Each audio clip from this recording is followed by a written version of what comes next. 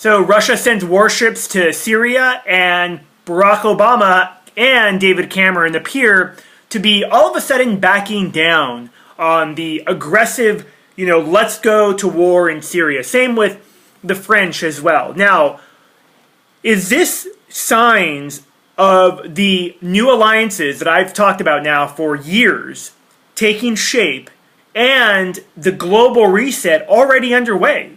And let me explain what I mean by that. So, for years now, I've talked about how new alliances are being formed. In this particular case, you have Russia, China, and Iran, and also the BRIC countries as well, but those that axis, if you will. And all of a sudden, we hear, Obama kind of wavering, that, basically Jay Carney saying, well, we don't want regime change. They talk so much about Eric Snowden and all the leaks of Eric Snowden, but I don't know since when, if you're going to launch a military campaign, you bring in the media and you basically reveal, we're doing it next Thursday. We have these ships that are going. The Fifth Fleet's on their way. We're going to do Tomahawk precision-guided missiles. I mean, you basically tell either the enemy or whoever it is that you're going to go to war with, you tell them all your plans. Does that make any sense whatsoever to anybody within the sound of my voice? Because it certainly doesn't to me.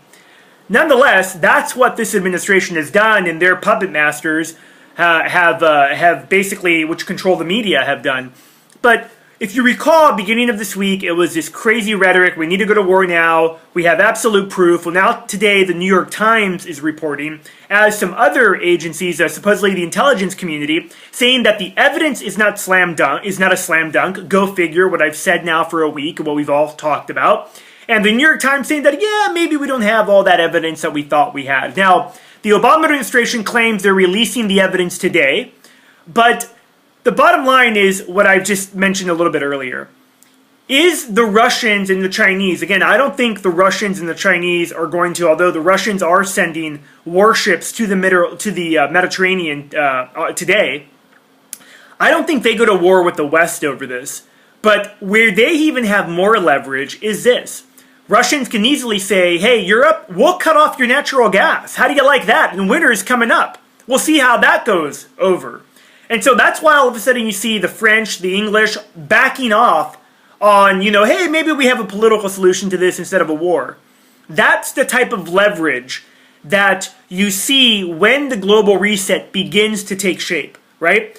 The Chinese could very easily be telling the U.S., listen, we won't buy any more of your debt, and we may even dump your debt if you go to war with Syria, if you attack this country. Because look, the truth is that these attacks on sovereign nations that are against international law are getting closer and closer to the borders of China and Russia. They don't like it at all. And whether they go to war over this or not, or whether they just basically exercise some real leverage that they have over the West, which I believe is what's happening now, and the reason why we see all of a sudden a back down in the war rhetoric. Nonetheless, we'll see what happens. It keeps unfolding. These are the types of events where anything could happen at any time, of course, and we'll see how far the globalists want to take this. I mean, are they ready to literally begin to put a chain of, basically have that domino, that first domino tip, where a potential World War III scenario begins in Syria and in a Syrian attack? I'm Fabian for Liberty. Thanks for watching. I'm out.